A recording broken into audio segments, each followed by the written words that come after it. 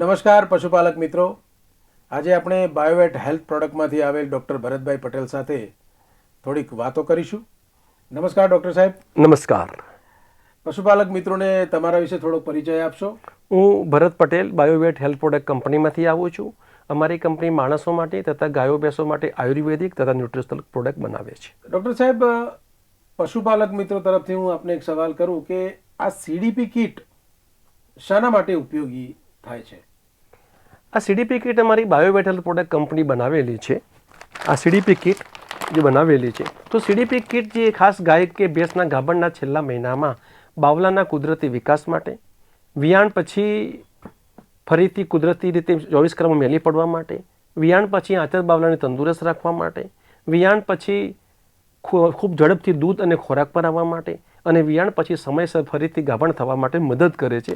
અને આ CDP kit કોઈ દવા કે જાદુ નથી, એક ન્યુટ્રિશનલ પ્રોડક્ટ છે. ડૉક્ટર સાહેબ, આપણે પશુને આ સીડીપી કીટ ખવડાવીએ, માની લો તો બજારથી અલગ અલગ વસ્તુઓ જેમ કે ગોળ છે, પછી જીરું છે, આ બધી જે અલગ અલગ વસ્તુઓ લાવીને બનાવીને ખવડાવતા હોઈએ છીએ, એની જરૂર પડે ખરી આમાં? ના, બિલકુલ નહીં.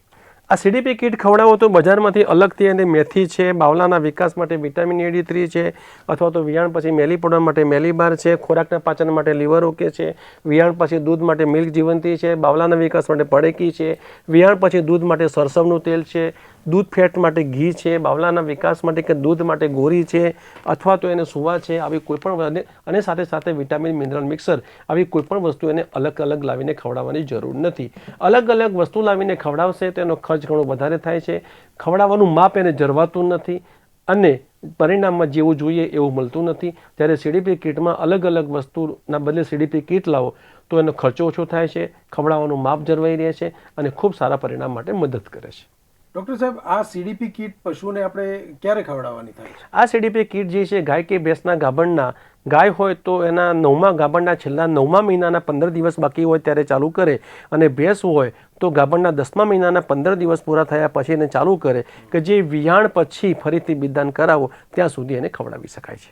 આ સીડીપી કીટ ખવડાવવાની એની કોઈ પદ્ધતિ, એની રીત? આ સીડીપી કીટ ખવડાવવાની પદ્ધતિ પણ છે. તો સૌથી પહેલાં તો જ્યારે ગાય કે ભેંસના જ્યારે ખવડાવવાની ચાલુ કરો ત્યારે આની અંદર એક પ્લાસ્ટિકનું કન્ટેનર આપેલું છે, જે એક ભરી અને એની સાથે તમે 50 થી 100 ગ્રામ ગોળના પાણીમાં મિક્સ કરી દાળમાં મિક્સ કરી દો. આ જ પદ્ધતિથી વિયાણ પછી છેક ફરીથી બિદાન કરાવો ત્યાં સુધી એને ખવડાવો. ખાલી એક વસ્તુ ધ્યાન રાખવાની છે, આપણને લાગે કે વિયાવાના 4-5 દિવસ બાકી છે ત્યારે 4 વાટકી આ સીડીપી કીટ લો, એને 200 થી 250 ગ્રામ ગોળના પાણીમાં બરોબર મિક્સ કરી અને એને નાર કરીને પાઈ દો. અને વિયાણ પછી તરત જ આ જ રીતે ફરીથી 4 વાટકી સીડીપી કીટ અને ગોળના પાણીમાં મિક્સ કરીને નાર કરીને પાઈ દો. વિયાણ પછી 12 કલાક પછી પણ આ જ રીતે ફરીથી એને નાર કરીને પાઈ દો.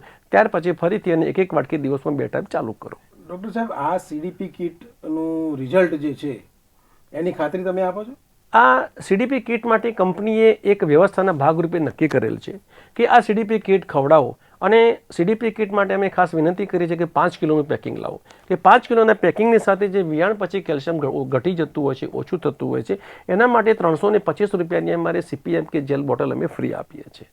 તો સીડીપી કીટ અને અમારું CPMK જેલ આપ બંને સાથે ઉપયોગ કરો છો તો છતાં પણ વિયાણ પછી 24 કલાકમાં મેલી કુદરતી નથી પડતી અને વિયાણ પછી અઠવાડિયા સુધી બિલકુલ દૂધ નથી ઉતરતું, તો વ્યવસ્થાના ભાગરૂપે અમે આપણા નાણાં 100% પરત આપીશું.